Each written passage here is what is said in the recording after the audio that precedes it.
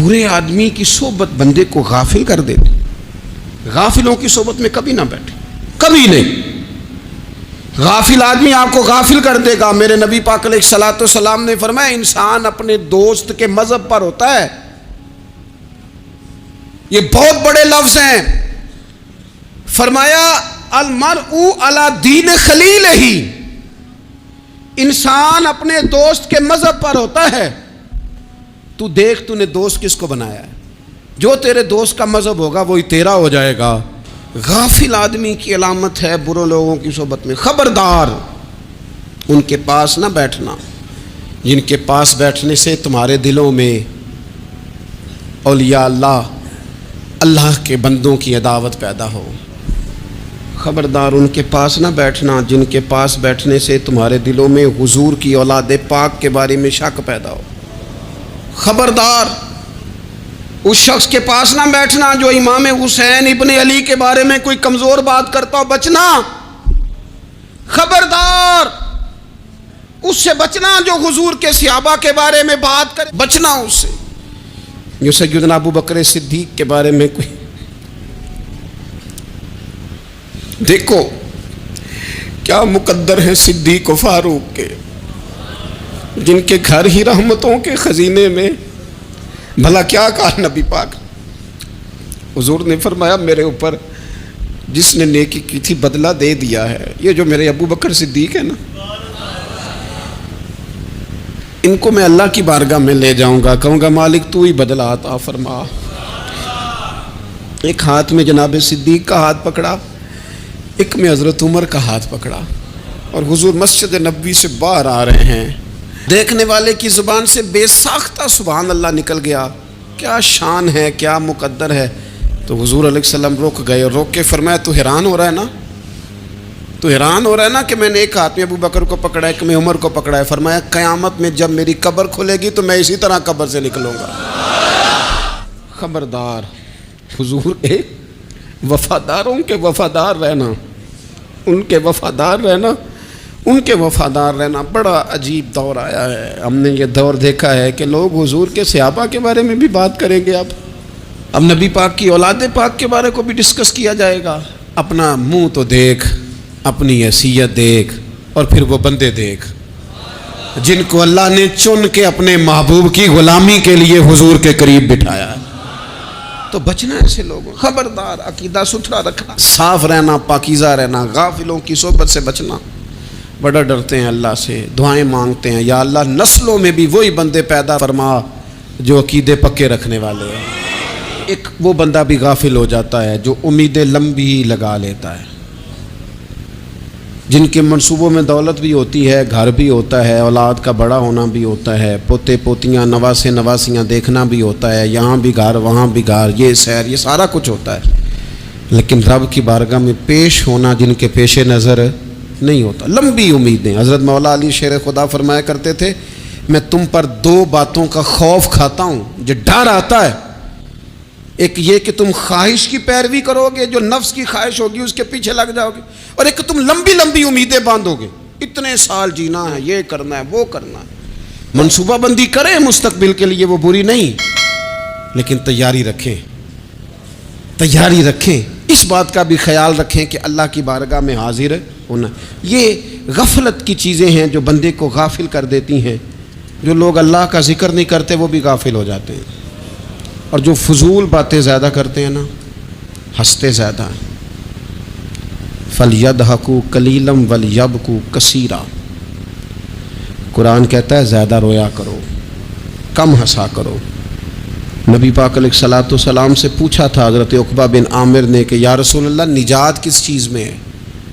تو نبی پاک علیہ الصلوۃ والسلام نے فرمایا ایک تو اپنی زبان قابو میں رکھو، دوسرا فرمایا اپنے گھر میں ٹھہرے رہو، تمہارا گھر تمہارے لیے کافی ہو، فضول نہ نکلو گھر سے، اور تیسرا فرمایا اپنی خطاؤں پہ رویا کرو.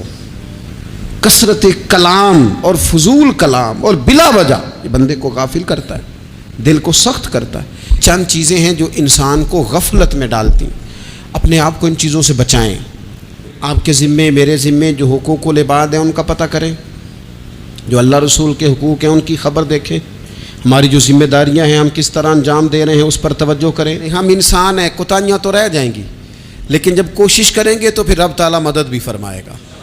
ایک بات اور کرنی ہے، ایک تو میں نے عرض کیا غفلت کو توڑنا، ایک دوسری بات قرآن مجید کا ایک سبق اور. جب غفلت توڑنی ہے تو پھر لازمی طور پر ایک کام کرنا پڑے گا. پلاننگ نہیں کرنی، فیصلہ کرنا ہے. تو فیصلہ کرنا ہے تو کرنا کیا ہے؟ پھر قرآن حکیم نے سورہ بقرہ میں کہا فاستبقوا الخیرات، یعنی تم نیکیوں کی طرف دوڑو، جلدی جلدی نیکیاں کرو، فٹافٹ، دیر نہ کرو. فٹافٹ سے مراد یہ نہیں کہ نیکی جلدی جلدی کر جاؤ، یعنی ٹال مٹول نہ کرو خیر کے کام میں. کل کریں گے، پرسوں کریں گے، عمرہ کر رہے ہیں پھر نیک ہی ہیں، بچے بیال ہوں پھر میں نیک ہوں.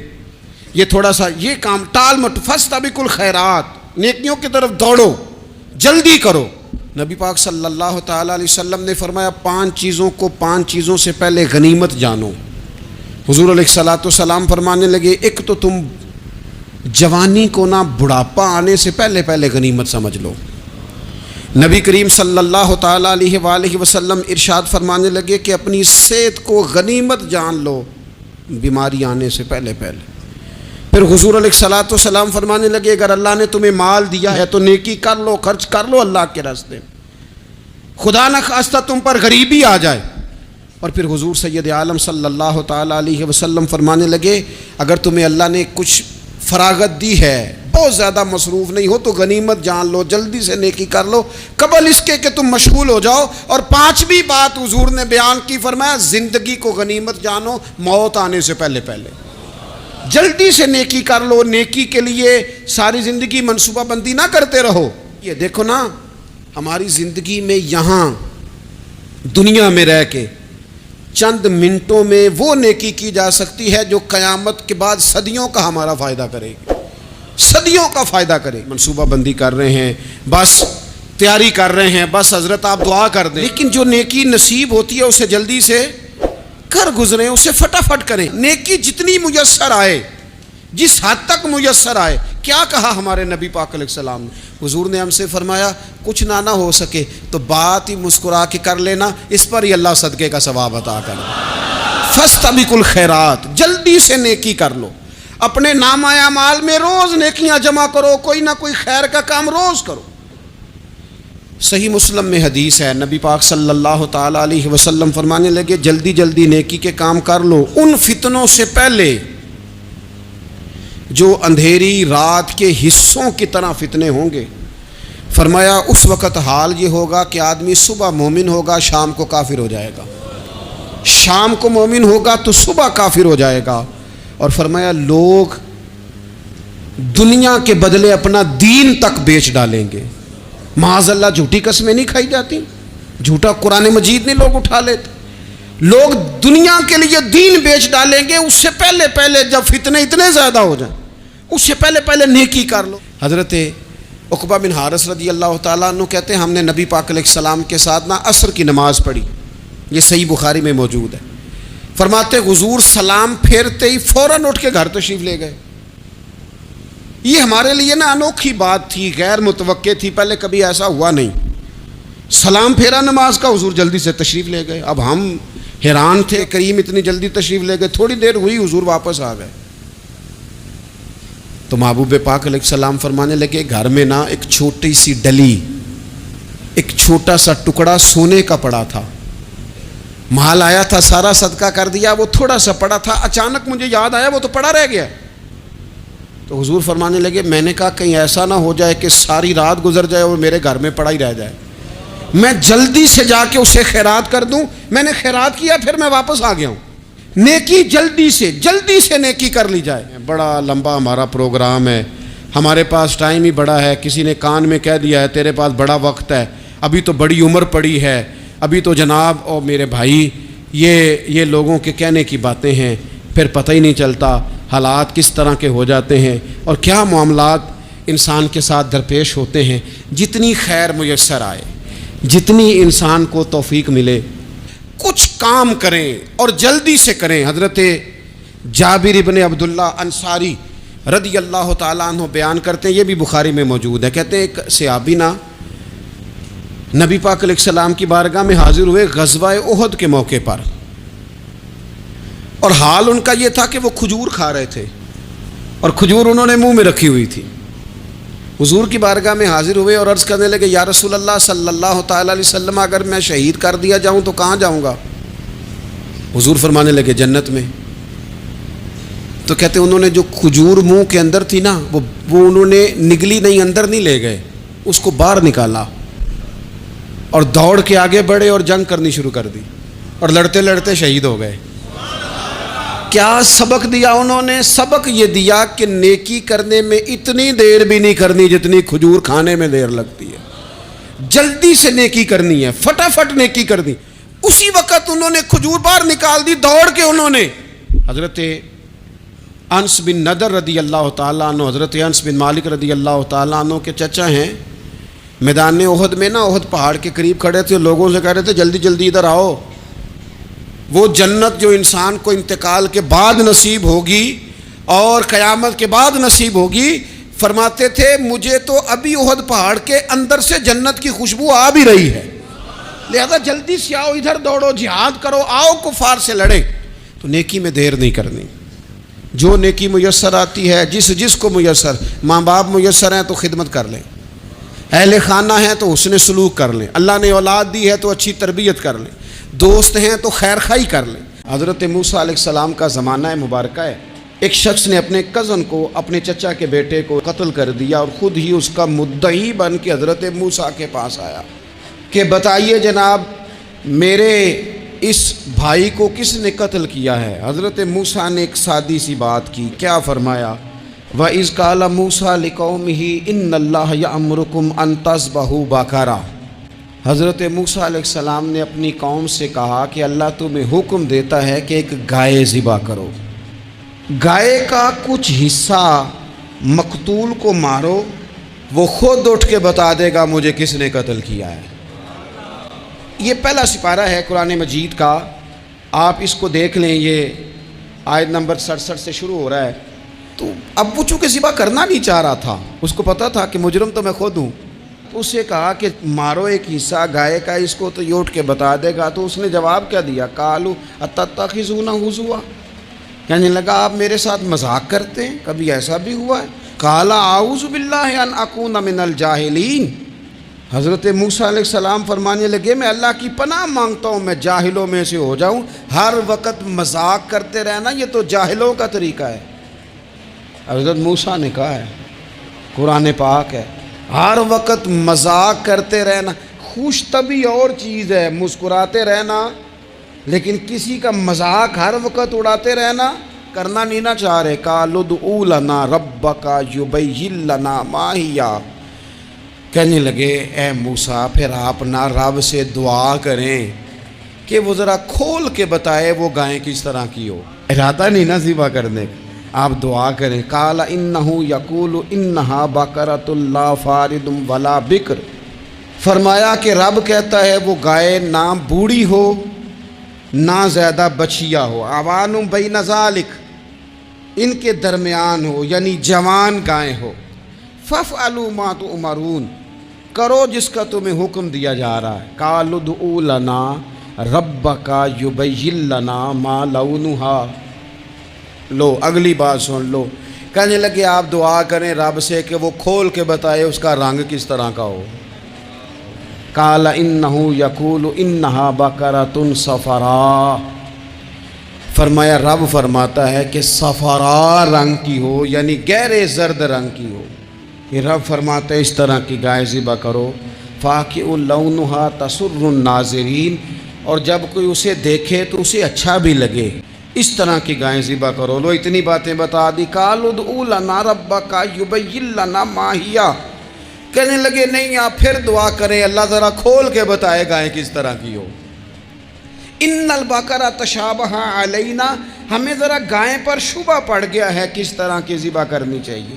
وَإِنَّا انشاءاللہ لمہتدون، اگر اللہ نے چاہا تو ضرور ہم ہدایت پا جائیں گے. پھر اللہ تعالیٰ نے فرمایا کہ قال انہ یقول انہا بقرۃ لا ذلول تثیر الارض، گائیں اس طرح کی ہو کہ وہ کبھی کھیتی میں نہ چلائی گئی ہو، یعنی اس کو کبھی کام نہ اس سے لیا گیا ہو. بیل کو لوگ لگاتے تھے نا، جو کام آج ٹریکٹر سے لیا جاتا ہے وہ گائے بیل سے لیا جاتا تھا. تو وہ کھیتی باڑی کے کام نہ اس کو لگایا گیا ہو. ولا تسقل حرث، اور نہ اس سے پانی نکالا گیا ہو، نہ کھیت چلانے ہل چلانے میں لگائی گئی ہو، اور وہ جو کنواں ہوتا تھا جس کے گرد گائیں گھومتی تھی، تو کہا وہ بھی کام اس نے نہ کیا ہو. گائے نے مسلمۃ لا شیۃ فیہا، وہ ہر عیب سے پاک ہونی چاہیے. قالوا الآن جئت بالحق، اب کہنے لگے اب آپ صحیح بات لے کے آئیں، اب سوال ختم ہو گئے نا. کہنے لگے اب آپ بات فذبحوہا، انہوں نے ذبح کر دی. وما کادوا یفعلون، پر ایسا کرتے نظر آتے، لگتا نہیں تھا کریں گے ذبح پر ذبح. اچھا یہ گائیں پھر ملی کیسے؟ امام خازن کہتے ہیں کہ ایک نیک آدمی تھا، تو اس کا آخری وقت آ گیا، تو اس کے پاس جو کل جمع پونجی تھی وہ ایک بچیا تھی، گائیں کی بچی. اس کے پاس وہ ایک بچیا تھی صرف. تو اس نے اس طرح کیا کہ اس کی گردن پر ایک مہر لگائی، اللہ کے نام پر بطور امانت اس نے اس کو جنگل میں چھوڑا. کہا یا اللہ میرا بیٹا ایک ہی ہے، وہ بھی چھوٹا ہے، اس کی حفاظت کرنا اور میرے بیٹے کو پہنچا دینا. بچہ بالغ ہو گیا. اس کی ماں نے کہا بیٹا جو امانتیں رب کے پاس رکھوائی جائیں نا ان میں خیانتیں نہیں ہوا کرتی، جا کے جنگل میں آواز دے تیری گائے واپس آ جائے گی. اس نے جا کے جنگل میں آواز دی کہ وہ جو میرے باپ نے امانت رکھوائی تھی وہ کدھر ہے. وہ نشان لگی ہوئی گائیں دوڑتی ہوئی اس کے پاس آئی. واللہ خیر الرازقین، جب اللہ بندوبست کرے تو پھر معاملہ اور ہوتا ہے. وہ گائے آ گئی.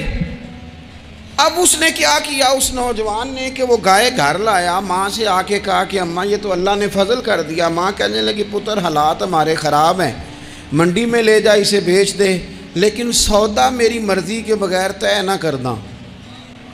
کس کی مرضی کے بغیر؟ اماں کی مرضی. اور سنو یار، تھے کچھ لوگ جن کو لوگوں نے تانے بھی دیے کہ تم ماں کے پیچھے لگ گیا ہے، لوگوں نے بڑا کچھ کہا، پر جو ماں کی مرضی پہ لگیں ناکام نہیں ہوتے زندگی میں. یہ دیکھو ماں کی مرضی پہ لگا. اس کی قیمت کتنی تھی گائے کی؟ بڑی مہنگی تھی، پر 3 دینار کی تھی. منڈی میں لے گیا 3 دینار اس کی قیمت لگ گئی.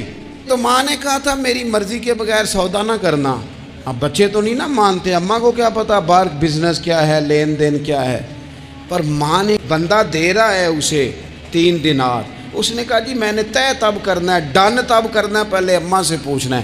گھر جا کے اماں سے پوچھا، اماں کہنے لگی دے دے. واپس آیا تو اس نے کہا کہ میں 6 دینار دیتا ہوں پر میری شرط ہے، ماں سے نہیں پوچھنا. اس نے کہا تو 12 بھی دے، ڈن تب بھی ہونا ہے جب اماں نے کہنا ہے. وہ جب اس طرح کی اس نے گفتگو کی، واپس اپنی والدہ کے پاس گئے، کہنے لگے اماں سمجھ نہیں آتی، 3 دینار کی گائیں بندہ 12 میں خریدنے کو تیار ہے، شرط لگاتا ہے کہ اماں سے نہیں پوچھنا. تو والدہ کہنے لگی پتر پہلے اس سے جا کے پوچھ کیا وہ ہے کون، یہ کوئی روحانی معاملہ ہے، کوئی غیبی مدد ہے، پوچھ. اس سے جا کے پوچھا تو وہ کہنے لگا میں تو فرشتہ ہوں اللہ کا، تو نے گائیں بیچنی نہیں، اس لیے کہ تیرا باپ بھی نیک ہے، تیری ماں بھی نیک ہے، رب تیرے رزق میں برکت پیدا فرمانا چاہتا ہے. ماں باپ نیک ہونا رزق میں برکت ہو جاتی ہے، ان کی صالحیت کا اثر پہنچتا ہے بچوں تک. رزق حلال کما کے لانے والے ہوں تو گھر میں برکت ہوتی ہے.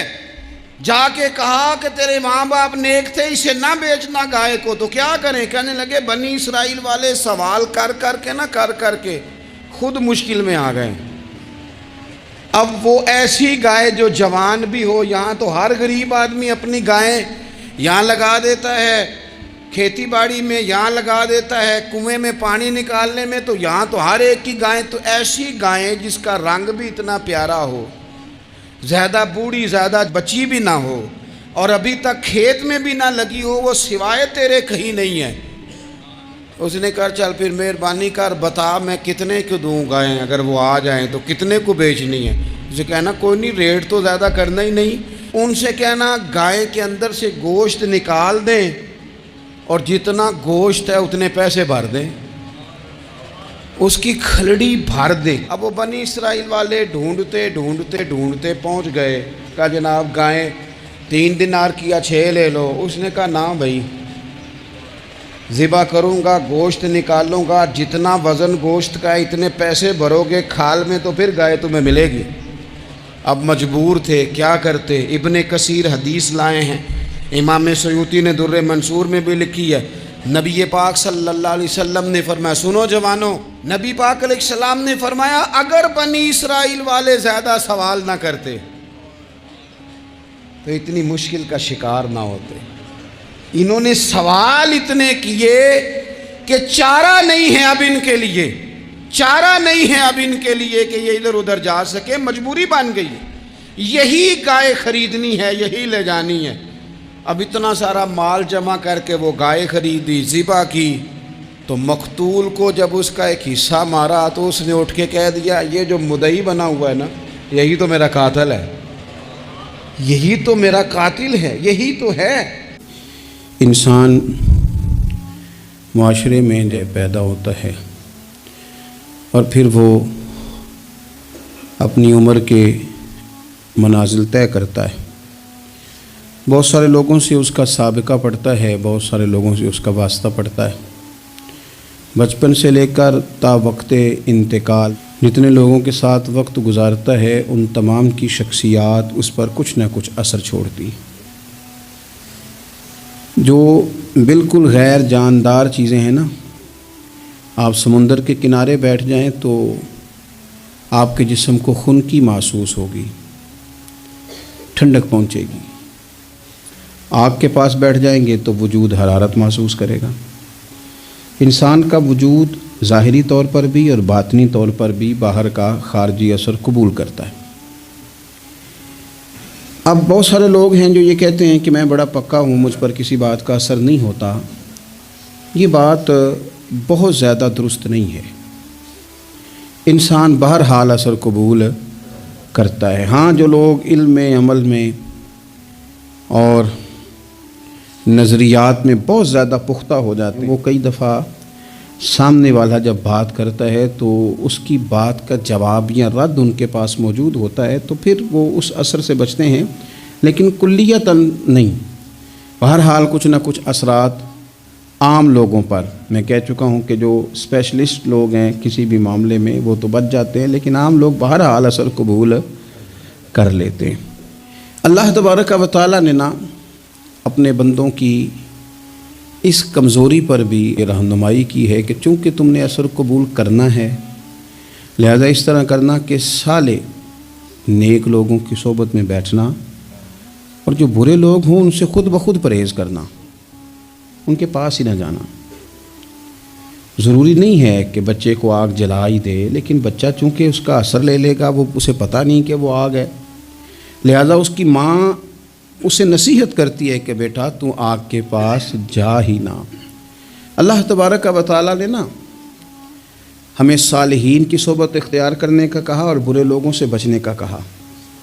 اگر قرآن مجید کی زبان میں سادہ ترجمہ کیا جائے تو ایک قوم کے پاس بیٹھنے کو کہا اور 2 مرتبہ پرہیز کا کہا، صراط الذین انعمت علیہم، ان لوگوں کے رستوں پہ چلو جو انعام یافتہ ہے۔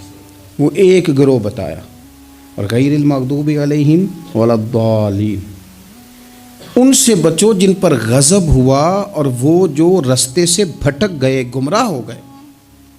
پرہیز کی باری آئی تو 2 لوگ بتائے، بھٹکے ہوئے سے بھی بچنا اور جو فضل والے نہ ہوں، غضب والے ہوں، ان سے بھی بچنا۔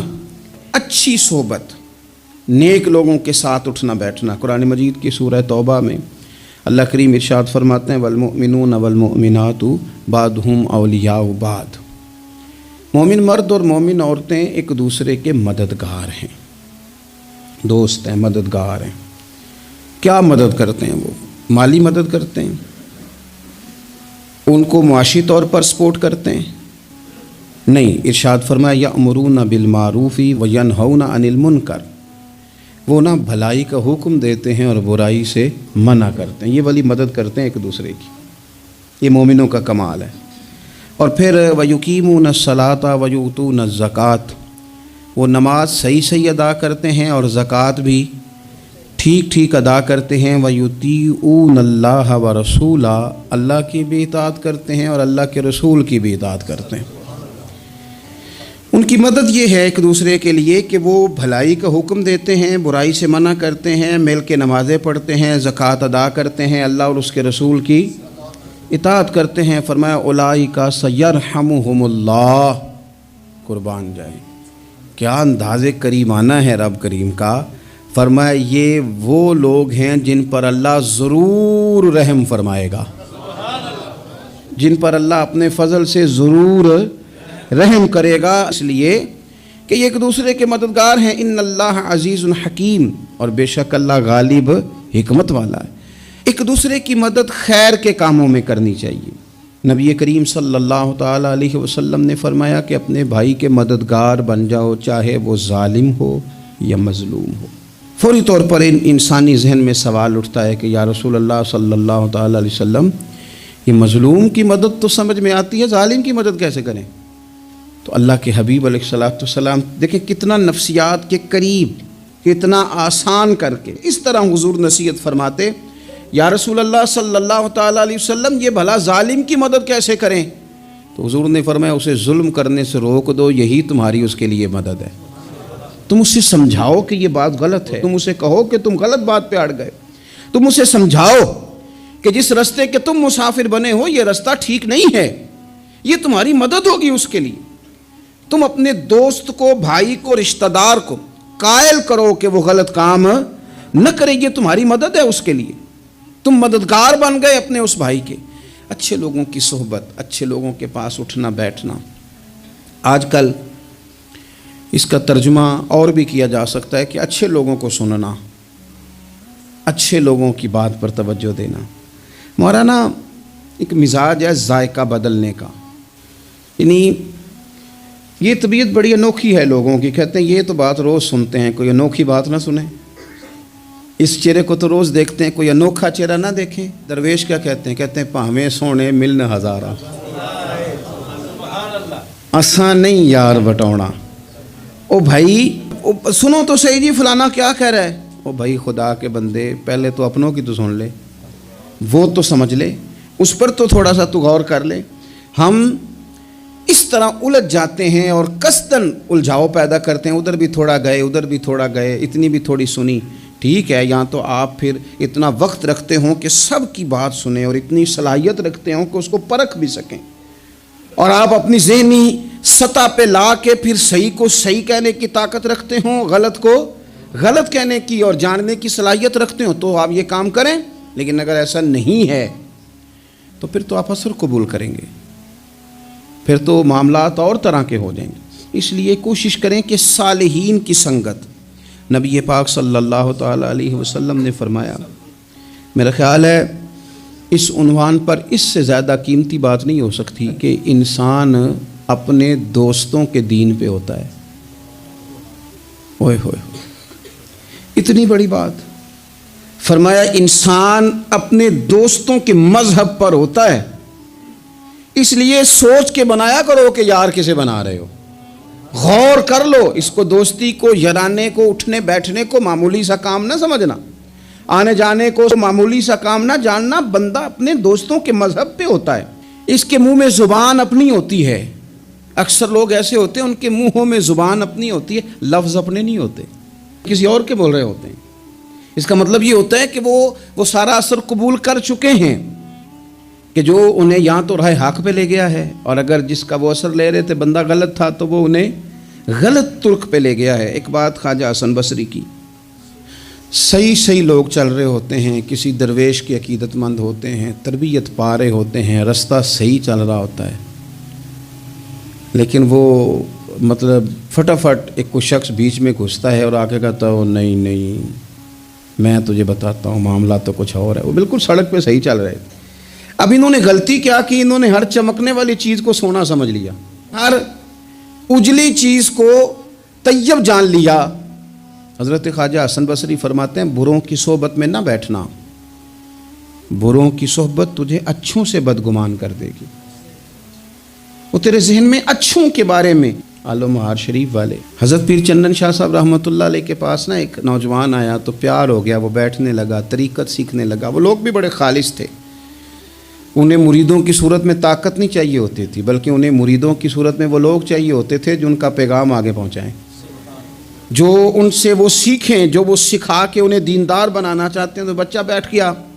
حضرت بھی بڑا ہی پیار کرنے لگے, اسے دین سمجھانے لگے. تو اس کے والد صاحب پیچھے سے آئے اور آ کے کہنے لگے, پتر چل گھر چلیے. کہنے لگے جی ابا جی اور میں تے نہیں جانا, میں تے ایتھے ہی رہنا ہے.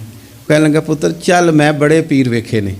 تو بیٹا بیٹھتا تھا نا صحبت میں, تو کچھ میٹھی باتیں اور خوبصورت جملے اسے بھی سمجھ میں آ گئے تھے. کہنے لگا ابا جی تساں تے بڑے ویکھے نے, تہانوں نہیں نہ کسے ویکھیا.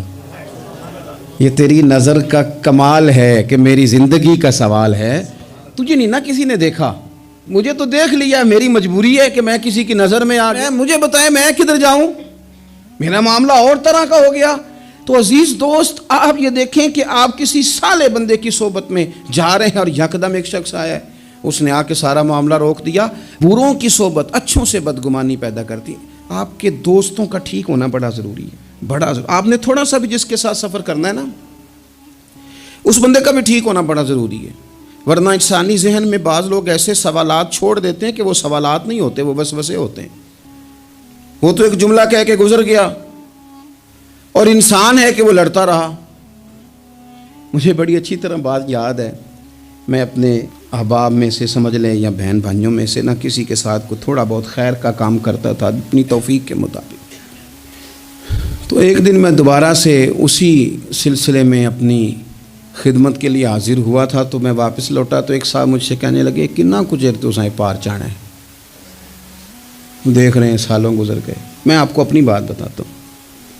تو واقعی میرا ذہن الجھنے لگ گیا. واپس آنے تک میں نے کہا یار یہ کب تک, یعنی کہ تو ہر روز کوئی نہ کوئی بات سنا دیتے ہیں کہ فلانی بھی مجبوری ہے, فلانی بھی, کب تک یہ کرنا ہے. تو میرا ذہن خاصا الجھ گیا.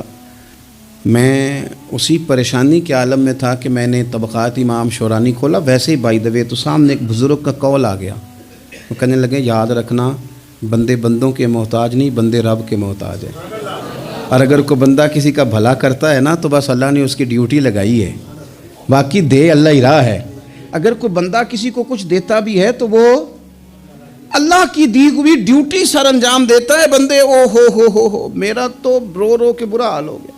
اور میں نے کہا تو کیا سوچنے لگ گیا تھا, تو کچھ ہے, میں مسکین پرانا خادم کسے در ملی نہ ٹوئی, ات واصف یار نے نظر جو کیتی تے واصف ہی ہوئی.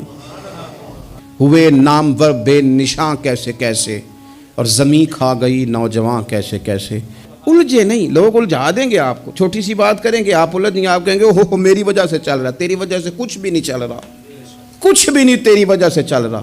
بڑے بڑے تھے جو قبروں میں لیٹ گئے, کہاں میرے بھائی کسی کی وجہ سے نہیں, یہ نظام میرے رب کا ہے اور میرے مالک کی قدرت سے چل رہا ہے. یہ نبی کریم علیہ السلام کی نگاہ کرم سے چل رہا ہے. آپ کو لوگ الجھائیں گے, کہیں گے کب تک جی آپ تو فلانا تو بس ایسے ہوگا. نہ الجھے نہیں, کبھی نہیں الجھے. سنیں, ہمارے ارد گرد کے حلقہ یا احباب کا ٹھیک ہونا اتنا ضروری ہے, اتنا ضروری ہے کہ داتا گنج بخش علی اجوید رحمۃ اللہ علیہ فرماتے ہیں کہ مکہ معظمہ میں ایک شخص طواف کعبہ کر رہا تھا. بڑے سارے لوگ کہہ دیتے ہیں دعا میں یاد رکھنا, دعا میں یاد رکھنا. تو وہاں نا اپنی طلب اتنی زیادہ ہوتی ہے کہ وہ بندہ مطلب خزانے کے سامنے کھڑا ہے تو وہ کہتا ہے یہ بھی اپنے لیے لے لوں, یہ بھی اپنے لیے لے لوں, یہ بھی اپنے لیے لے لوں. ہوتے ہیں کچھ لوگ جن کو مطلب جو نظروں سے ہٹتے نہیں, تو بندہ ان کے لیے دعا کرتا ہی رہتا ہے, لیکن زیادہ نہیں. میں آپ کو صحیح کہہ رہا ہوں, کم لوگ ہوتے ہیں. آج ہم جاتے ہیں بڑا مشکل سے سفر کر کے حرم شریف میں, لیکن بڑی آسانیاں, جہاز کا سفر ہے, بہت ساری آسانیاں. تو ایک بندہ 6 ماہ سال پیدل اس نے سفر کیا اور حرم شریف پہنچا, وہاں اس نے دعائیں مانگنی. اب اسے کوئی اور یاد آتا ہے, وہ تو بھائی خرچ ہو گیا, اس کا تو وجود تھکن سے چور ہو گیا.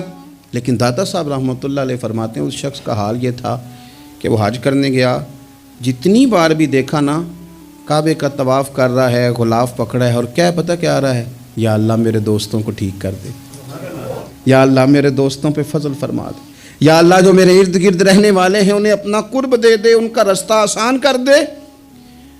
وہ کہتے ہیں ایک درویش سے نہ ہی رہا گیا، اس نے کہا خدا کے بندے کچھ اپنے لیے بھی مانگ، جتنی دفعہ تجھے دیکھا ہے تو کہتا ہے یا اللہ میرے دوست ٹھیک کر دے، میرے دوست ٹھیک کر دے۔ وہ کہنے لگا تمہیں پتہ ہی نہیں، یہ بھی میں اپنے لیے ہی مانگ رہا ہوں۔ اس نے کہا اپنے لیے کس طرح مانگ رہا ہے؟ کہنے لگا وہ ٹھیک رہیں گے نا تو پھر میں بھی ٹھیک ہی رہوں گا۔ جب چاروں جانب سے مشورہ ہی خیر کا ملے گا تو میں کیسے بگڑوں گا؟ جب وہ سارے مجھے اچھی رائے دیں گے اور اچھی طرف ہی قائل کریں گے تو کیسے کام خراب ہوگا؟ تو میں بالواسطہ اپنے لیے ہی اللہ سے سوال کر رہا ہوں کہ یا اللہ انہیں سوار دے تاکہ میرا بھی فائدہ ہو جائے۔ ایک تو خود اچھی بات کریں، بری نہ کریں، اور دوسرا نہ کوشش کریں کہ ایسے لوگوں کے پاس جا کے بیٹھیں، اور جا کے بیٹھنے کے لیے بھی نا انسان کا پہلے ارادہ، پہلے نیت۔ ہم جب کسی جگہ جاتے بھی ہیں تو ہماری نظریں اتنی طائرانہ پہلے پڑتی ہیں، اتنی تنقید کرتے ہیں، پہلے ہم نے اپنے ذہن میں جو خاکہ بنایا ہوتا ہے نا کسی کا، پہلے اس میں اسے تولتے ہیں، پہلے ہم پوری طرح نچوڑ کے دیکھتے ہیں کہ کون سی چیز صحیح ہے اور کون سی غلط۔ اس ذائچے میں اگر کوئی پھر بھی پورا اتر آئے، پھر بھی اس کی کہی ہوئی باتوں کو اس ذوق سے قبول نہیں کرتے۔ جب آپ کا سیکھنے کا مزاج ہے تو پھر تو ہمیں کہا گیا کہ یہ علم، یہ معرفت، یہ تو مومن کی گمشدہ میراث ہے، مومن کی ہے، اس سے گم ہو گئی ہے، جہاں سے ملے وہاں سے حاصل کرو۔ خیر کی بات آپ ذہن بنائیں، اچھا گمان کریں کہ یار میں نے سیکھنا ہے، تو آپ طالب علم سے بھی سیکھ لیں گے، چھوٹے بچے سے بھی سیکھ لیں گے۔ اگر آپ کا ذہن ہے اور اگر یہ نہیں ہے تو پھر میرے بھائی اینک اتنی تگڑی ہے، اتنی سخت ہے کہ اس کے شیشوں پر کوئی پورا اتر سکتا ہی نہیں، تو پھر کس طرح سیکھیں گے؟ حضرت ابن الجوزی رحمۃ اللہ علیہ فرماتے ہیں کہ ایک درویش تھے، حضرت ابو ہاشم ان کا نام تھا۔ کہتے ہیں بڑی مجبوری تھی، مجھے کہیں جانا تھا تو کشتی نہیں مل رہی تھی، اچانک ایک کشتی گزرنے لگی تو میں بھی سوار ہونے لگا، تو ملاح نے مجھ سے کہا کہ یہ ایک صاحب بیٹھے ہیں، بڑے امیر ہیں، ساتھ ان کی کنیز ہے، انہوں نے مجھ سے بک کر لی ہے ساری کی ساری، کیا عقیدہ سی سالم کرا لیا ٹانگا، وہ ساری کی ساری بک کر لی ہے، تو میں تو کسی کو نہیں بٹھا سکتا۔ تو وہ جو صاحب بیٹھے تھے بڑے سیٹھ آدمی تھے، کہنے لگے میاں آپ کسی اور کشتی میں، جو ان کی کنیز تھی نا، وہ کہنے لگی چہرے سے کوئی نیک آدمی لگتا ہے، چلو اتنی سواریوں کی جگہ ہے، کسی کونے خدرے میں بیٹھ جائے گا، ہمارا کیا جائے گا؟ کہا اچھا چلو آ جاؤ۔ کہتے میں کونے میں بیٹھ گیا، تھوڑا رستہ آگے گیا، انہوں نے کھانے کا سامان نکالا، مجھے بھی کھلایا، لیکن کھاتے کھاتے میری نظر پڑی تو اس میں تو شراب کے برتن بھی تھے معاذ اللہ۔ پھر اس شخص نے کھانا کھانے کے بعد اس کنیز سے کہا کہ مجھے معاذ اللہ گانا سناؤ، وہ گانے گانے لگی، یہ میری طرف متوجہ ہونے لگا، مجھے کہنے لگا سنو، میں نے کہا میں یہ نہیں سنتا۔ پھر میری طرف شراب بڑھائی، میں نے کہا میں نہیں پیتا، تو کہنے لگا تو کیا سنتا ہے، تو کیا سنتا ہے؟ تو کہنے لگے میں سناؤں کیا سنتا ہوں؟ کہا سنائیے، فرماتے میں نے قرآن پاک پڑھنا شروع کر دیا۔ کچھ لوگ، میں آپ کو یقین سے کہتا ہوں، کچھ لوگ ایسے ہیں جن کی زندگی دور گزر گئی ہے مسجد سے، انہیں کو بندہ چاہیے جو تھوڑا سا جا کے پیغام حق سنائے، یعنی ان کو پتہ ہی نہیں ہے کہ دین میٹھا کتنا ہے، قرآن میں چاشنی کتنی، سرکار کی تعریف کا، نعت خوانی کا رنگ کتنا شاندار ہے۔ میرا یہ ماننا ہے کہ جسے رب رسول کے رنگوں کی خوشبو کا پتہ چل گیا نا، پھر دنیا کا کوئی اور رنگ اسے اپنی طرف مائل کر ہی نہیں سکتا، سوال ہی پیدا نہیں ہوتا۔ تو شیخ ابو ہاشم کہتے ہیں مجھے کہنے لگا سناؤ نا، امیر آدمی تھا، کبھی اس طرف گیا ہی نہیں تھا، ڈھیروں لوگ ہیں جو نہیں مسجد جاتے، الہاکم التکاثر حتی زرتم المقابر، اللہ فرماتے ہیں کہ تمہیں دولت کی ہرس نے اتنا عجیب الجھا دیا کہ قبروں تک پہنچ گئے تم۔ بہت سارے لوگ ہیں قبر میں چلے جاتے ہیں، مسجد میں نہیں آتے۔ تو کہتے ہیں میں نے اسے چند آیتیں سنائیں، اس کی تو کیفیت ہی بدل گئی۔ کہنے لگا مولانا زندگی بڑی گناہوں میں گزری ہے، اب توبہ کر لوں تو مالک معاف کر دے گا؟ کارنامے خطرناک ہیں، پیچھے رجسٹر کالا سیاہ، معافی ہو جائے گی۔ دولت بڑی تھی تو پھر ہم نے بھی شراب کباب شباب میں اڑا دی ساری، معاف کر دے گا؟ تو کہتے ہیں میں نے کہا ہو بندے کے آنے کی دیر ہے، اس کی رحمت تو فوراً ہی قبول کر لیتی ہے، ویسے بھی عدل کریں تے تھر تھر کمبن، اونچیاں شانہ والے تجھے فضل کریں تے پھر تے بخشے جامن میرے جے منہ کالے۔ کہتے اس نے اس کنیز کو آزاد کیا، دولت اللہ کی راہ میں خیرات کی، 40 سال میرے ساتھ رہا، پھر میں نے اس کی زبان سے سوائے خیر کے جملہ نہیں سنا۔ ایک کی بات کرتا تھا، کہتا تھا شیخ کاش آپ مجھے تھوڑا پہلے مل جاتے، زندگی سے یہ گلہ ہے کہ تو ذرا دیر سے ملا ہے، تھوڑی دیر اللہ والے کی صحبت۔ آپ فرماتے ہیں پھر وہ 40 سال کے بعد میرے سامنے انتقال ہوا، میں نے ہی دفن کیا، میں نے ہی قبر میں اتارا، جنازے کا اہتمام بھی میں نے ہی کیا، میرا یار تھا، دل لگ گیا تھا، پیار ہو گیا، میں پریشان رہتا۔ ایک دن خواب میں مل کے مجھے کہنے لگا فکر نہ کر، میں نے اپنے رب کو بڑا ہی مہربان پایا ہے، میں نے اسے بڑا کریم پایا ہے، معاف کرنے والا پایا ہے، درگزر کرنے والا پایا ہے، اس نے فضل فرما دیا، میرے گناہوں پر اس کے عفو و درگزر کا قلم چل گیا ہے، اور میرے حق میں جو فیصلہ آیا ہے وہ رحمت والا ہی آیا ہے۔ عزیز دوستو، تھوڑی دیر کسی نیک آدمی کی صحبت، ایک تو یہ ہے کہ وہ صحبت تقوی کی طرف مائل کرے گی، تو برے آدمی کی صحبت نہ آپ کی طبیعت میں ہجان پیدا کرے گی۔ وہ لوگ ہی ہوتے ہیں جو مل کے کہتے ہیں چھوڑ ساری دنیا داری ہے، پیسے ہوں تو سارے ٹھیک ہیں، یہ لوگ ہی ہیں جو یہ سبق بھی پڑھاتے ہیں۔ وہ لوگ ہی ہیں وہ کہتے ہیں چھوڑ یار، کون سے درویش، کون سے مولوی، کون سے دیندار، سب اسی طرح کے ہی ہیں۔ یہ لوگ ہی ہیں جو کہتے ہیں چھوڑو میاں تم کس چکر میں پڑ گئے، ابھی تو اتنی عمر پڑی ہے۔ یہ سب چیزیں ہیں۔ صحیح بخاری میں ایک بادشاہ کا واقعہ ہے، میں نے جب اسے پڑھا تو میں حیران ہی رہ گیا کہ یہ جو مشیر وزیر ہوتے ہیں یہاں تک لے جاتے ہیں بندے کو۔ دیکھیے بخاری میں موجود ہے، ہرقل بادشاہ نے حضرت ابو سفیان رضی اللہ تعالیٰ عنہ جو اس وقت ابھی کلمہ نہیں پڑھتے تھے، ان کو بلا کے نبی پاک علیہ السلام کے بارے میں ساری باتیں پوچھی، ایک ایک بات اس نے حضور کے بارے میں پوچھی، اور آخر میں یہ بھی پوچھا کہ کیا انہوں نے معاذ اللہ کبھی جھوٹ بولا ہے؟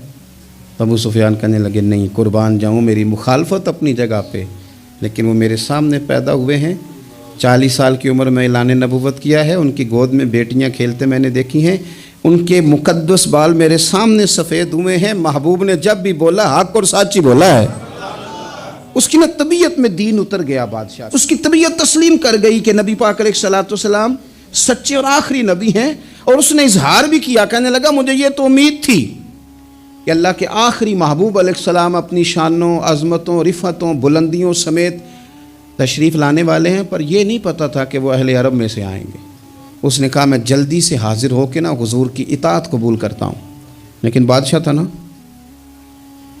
بڑا آدمی جو ہوتا ہے نا وہ اپنے ماحول کو ذرا تھوڑا ساتھ لے کے چلنا چاہتا ہے، تو بادشاہ نے بھی نا اپنے جتنے اس کے وزیر مشیر تھے ان کو بلایا اور اپنے محل میں دعوت دی، ذرا انداز دیکھیے گا، اور خود بالا خانے کے اوپر چڑھ گیا، دروازے بند کر لیے، اور اوپر چڑھ کے نا انہیں بالا خانے سے جھانک کے کہنے لگا تمہیں بھی پتہ چل گیا، مجھے بھی پتہ چل گیا، اللہ کے آخری رسول تشریف لے آئے صلی اللہ تعالی علیہ وسلم۔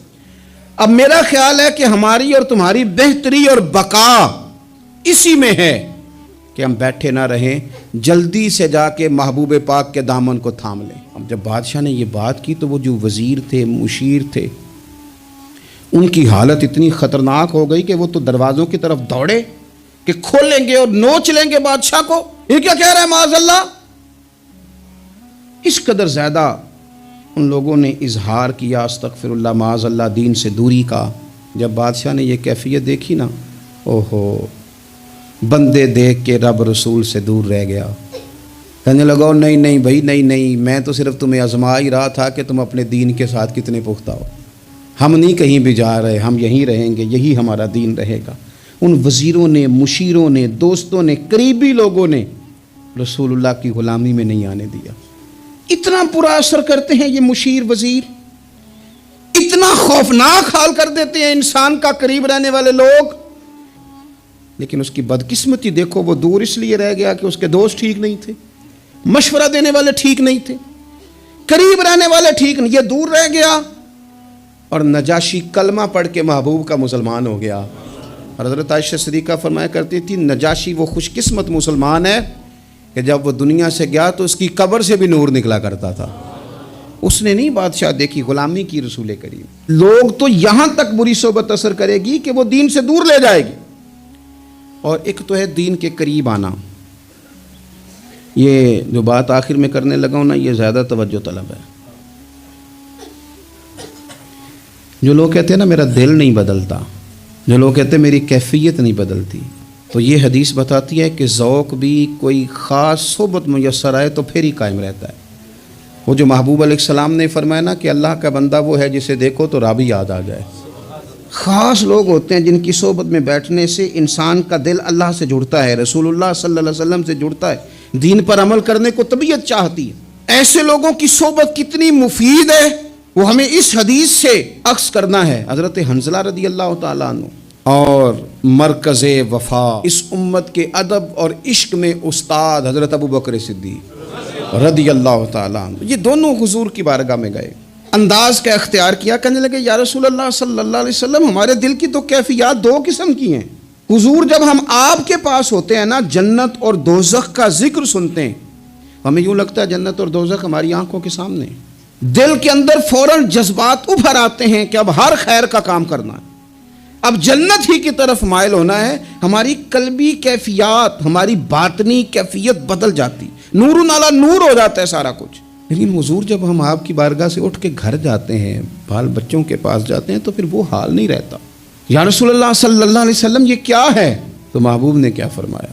آپ یقین کریں، جو اہل طریقت اور تصوف ہے نا، یہاں ان کی روحیں مچل جاتی ہیں۔ حضور فرمانے لگے حالت ایک طرح کی نہیں رہتی، ہاں اگر تمہاری وہی حالت رہے جو تمہاری میرے پاس ہوتی ہے، تو فرمایا تم بستروں میں موجود ہوں اور فرشتے آ کے تم سے سلام کریں، تم ابھی رستوں میں ہو اور فرشتے تم سے ملاقات کریں، اگر تمہاری کیفیت وہ بن جائے جو یہاں ہوتی ہے، اگر تم اسی پر جم جاؤ، وہی حالت ہو جائے، تو پھر تو فرشتے گویا آئیں تمہاری زیارت کے لیے۔